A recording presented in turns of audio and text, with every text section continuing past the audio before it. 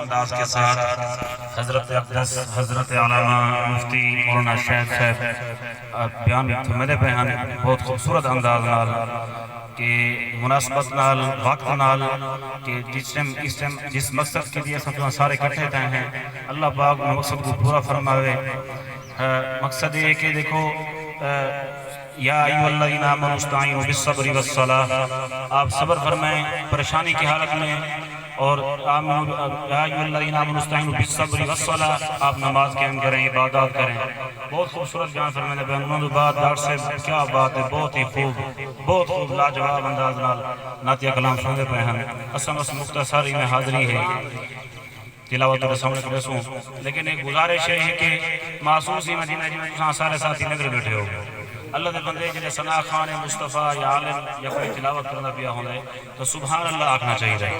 اچھا سبحان اللہ کا درجہ تو کچھ نہیں، میں نے مختصر روایات جانے مفتی صاحب اور موجود بیٹھے کہ سبحان اللہ کا اللہ پاک نے اتنا درجہ رکھا ہے کہ اجر آسمان سے لے کر زمین تک دا خلا ہے لے کے نل بھر رہا والا صاحب مقصد کی طرح ہے تو کم از کم سبحان اللہ والے اندیہ تو بھائی مثال سنائی میں نے سر ایک ٹھوس مثال یہ بھی ہے کہ یہ دیر مثال کہ جن میں ایک پیٹرول کے بغیر موٹر سائیکل نہیں چلتا، گڈی کے بغیر ڈیزل کے بغیر گڈی نہیں چلتی، ایویں یار یہ جیسے سارے علماء کرام اللہ ہے نا سبحان اللہ کی ذات لو تو یہ خوب چلتے ہیں، تو بغیر نہیں چلتے، تو سو آکو سبحان اللہ۔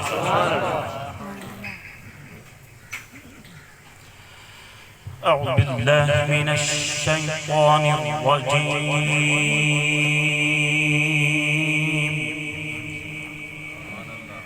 بسم اللہ الرحمن الرحیم،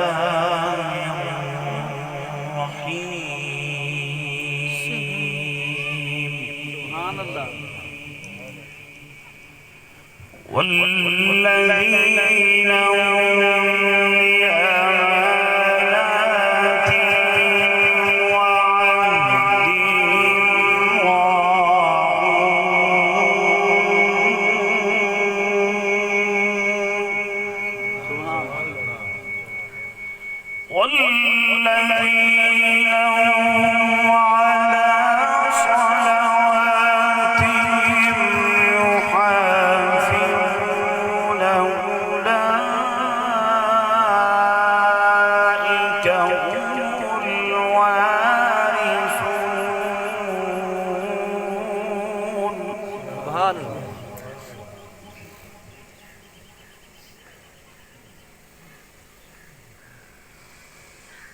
الذين يرثون الفردوس هم فيها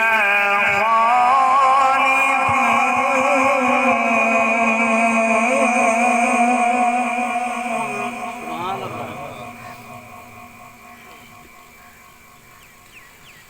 بسم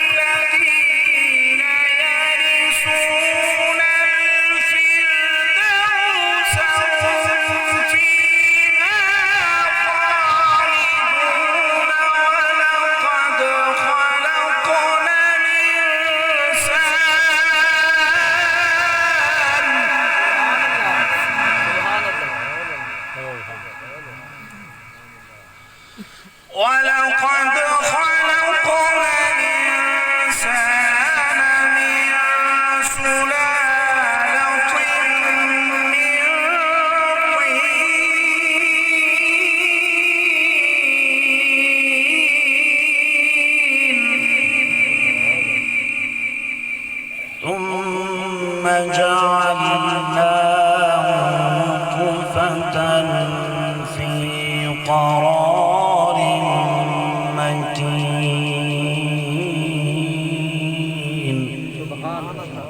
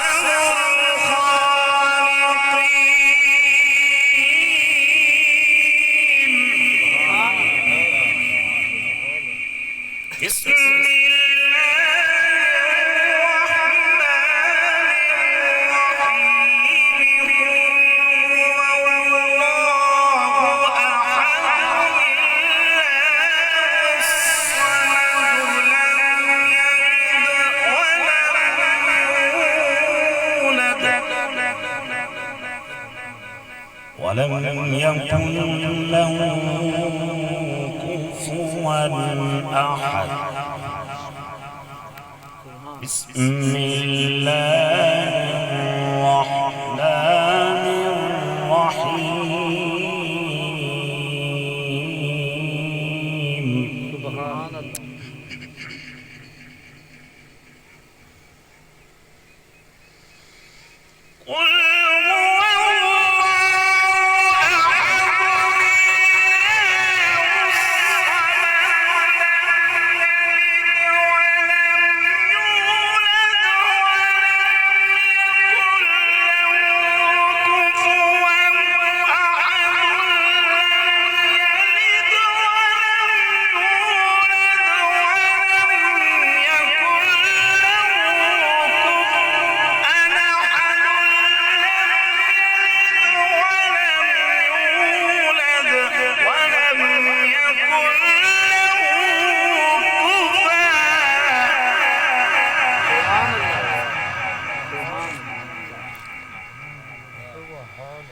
ولم يكن له كفوا أحد.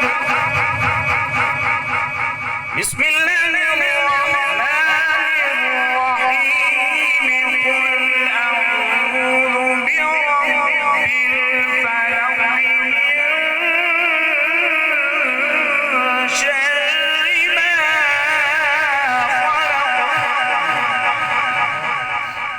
خلق الإنسان من علق من شر غاسق إذا وقب ومن شر النفاثات في العقد ومن شر حاسد إذا حسد. بسم الله الرحمن الرحيم. قل أعوذ برب الفلق.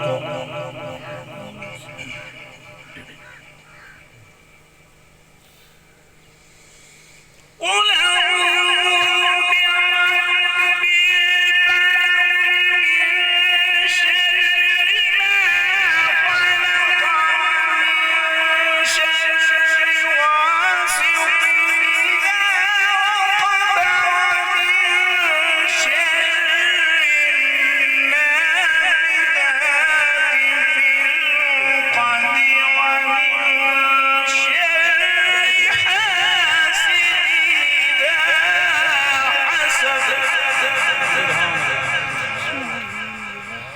بسم الله الرحمن الرحيم.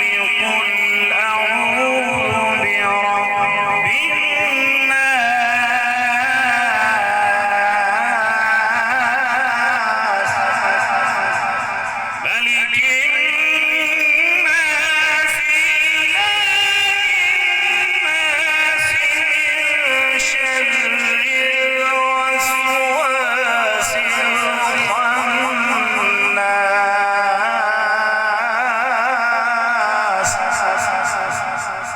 الذي يوسوس في صدور الناس من الجنة والناس.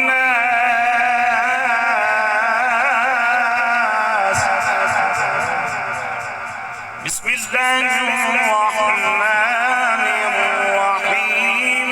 قل أعوذ برب الناس.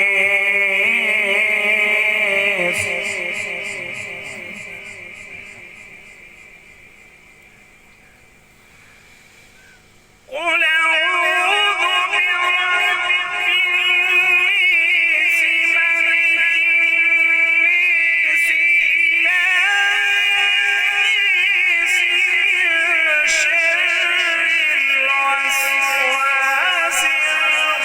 الخناس الذي يوسوس في صدور الناس من الجنة والناس.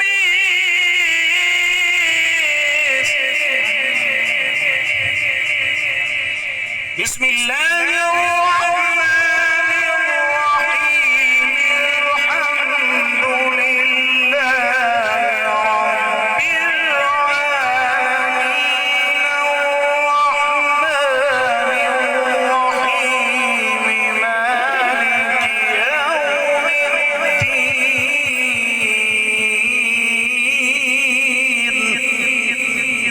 إياك نعبد وإياك نستعين. اهدنا الصراط المستقيم. صراط الذين أنعمت عليهم غير المغضوب عليهم ولا الضالين.